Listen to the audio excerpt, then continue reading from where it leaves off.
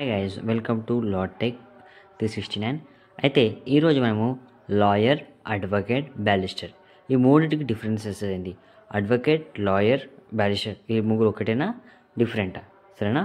First మనము lawyer నుంచి start చేద్దాం అనమాట. ఎవరైతే 3 years 5 years ఎల్ఎల్బి చేస్తారో, ఎవరి దగ్గర లా డిగ్రీ పట్టా ఉంటుందో వాళ్ళకి లాయర్ అని అంటారు అన్నమాట. సో లాయర్ మనం అయిన తర్వాత మనము డైరెక్ట్ వెళ్ళి కోర్టులో కేస్ పిటిషన్ పెట్టలేమన్నమాట. దానికి మనము అడ్వకేట్ అయి ఉండాలన్నమాట. సో అడ్వకేట్ అయి ఉండాలంటే మొదటిగా మనము బార్ కౌన్సిల్లో enrolment, state bar council enrolment చూపించుకొని దాని తర్వాత మనము ఏఐబి ఎగ్జామ్స్ ఉంటుందన్నమాట. అంటే all India bar council exam ఉంటుందన్నమాట.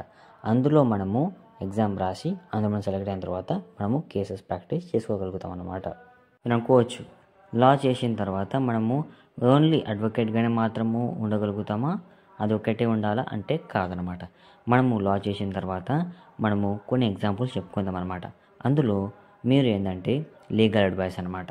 ఎవరైతే మీ క్లయింట్స్ వస్తారో వాళ్ళకి మీరు లీగల్ అడ్వైస్ ఇవ్వడం కానీ, డ్రాఫ్టింగ్ చేయడం కానీ, ఇంకా ఏదైనా కంపెనీ మ్యాటర్స్ ఉంటుంది కదా, బిజినెస్ పర్పస్ సంబంధించింది, ఆ కంపెనీకి సంబంధించిన లీగల్ హెల్ప్ కానీ, లీగల్ అడ్వైజరీ కానీ, లీగల్ సంబంధించిన ఏది విషయాలు ఉంటాయో ఆ విధంగా మీరు వాటికి హ్యాండిల్ చేయగలుగుతారు అనమాట యాజ్ ఏ లాయర్గా. మన బ్యారిస్టర్ ఎవరు? బ్యారిస్టర్ అంటే ఎవరైతే యూకేలో ఎవరైతే లా చేస్తారో వాళ్ళకి బ్యారిస్టర్ అనమాట. మన దాంట్లో ఏదైనా లాయర్ అంటారో అక్కడ బ్యారిస్టర్ అనమాట. సో అక్కడ బ్యారిస్టర్ మన కేసు ప్రాక్టీస్ చేయొచ్చు అంటే లేదు, అక్కడ కూడా ఒక అడ్వకేట్ ఉండాలి అన్నమాట. సో అడ్వకేట్స్లో కూడా డిఫరెన్స్ ఉంటుంది అన్నమాట. అందులో senior advocate, advocate on record అనమాట.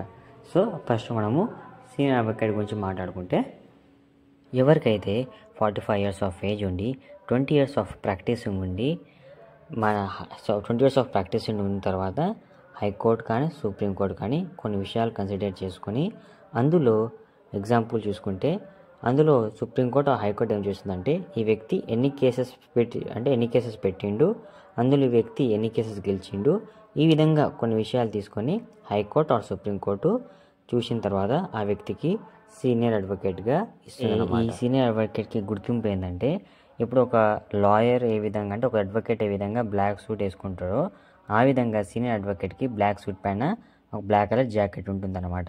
సో ఆయనకి సీనియర్ అడ్వకేట్గా చెప్తారనమాట. సరేనా? ఈ విధంగా ఒక సీనియర్ అడ్వకేట్కి గుర్తింపిస్తారనమాట. సో సీనియర్ అడ్వకేట్ కూడా బాగా కాస్ట్ కూడా బాగానే ఉంటుంది అనమాట.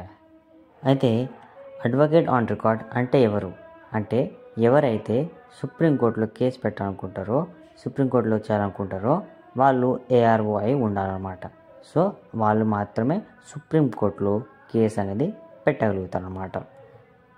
అయితే మనము ఏఆర్ఓ అవ్వాలి అంటే మనము Supreme Court of advocate on record exam రాయాల్సి వస్తుందన్నమాట. సో ఆ ఎగ్జామ్ రాస్తేనే మనము ఏఓఆర్గా అవుతాం అనమాట. దానికి క్వాలిఫికేషన్ ఏమేమి ఉండాలి అంటే 4+1 అనమాట.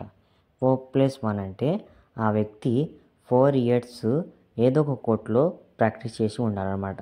దాంతోపాటు 1 year ఆఫ్ ట్రైనింగ్ అనమాట. ఒక ఏఆర్ఓ కింద ఎవరి దగ్గర అయితే 10 years ఆఫ్ ఏఆర్ఓగా ప్రాక్టీస్ చేస్తుంటారో వాళ్ళ దగ్గర మీరు 1 yearగా ట్రైనింగ్ తీసుకోవాలన్నమాట. అంటే జూనియర్గా జాయిన్ అవ్వాలన్నమాట. ట్రైనింగ్ తీసుకున్న తర్వాత మీరు ఏఆర్ఓ ఎగ్జామ్ రాసిన తర్వాత మీరు ఎలిజిబుల్ అవుతారు. తర్వాత మీరు సుప్రీంకోర్టులో మీ కేసెస్ మీరు ప్రాక్టీస్ చేయొచ్చు అనమాట. సరేనా? ఇలానే ఇంకా మనకి చాలా డిఫరెన్సెస్ ఉందన్నమాట. అందులో solicitor general, prosecutor, advocate general, so ఇలాంటి దానిపైన కూడా తర్వాత వీడియోస్ చేస్తామన్నమాట. సో మా ఛానల్ లైక్ చేసి సబ్స్క్రైబ్ చేసుకోండి.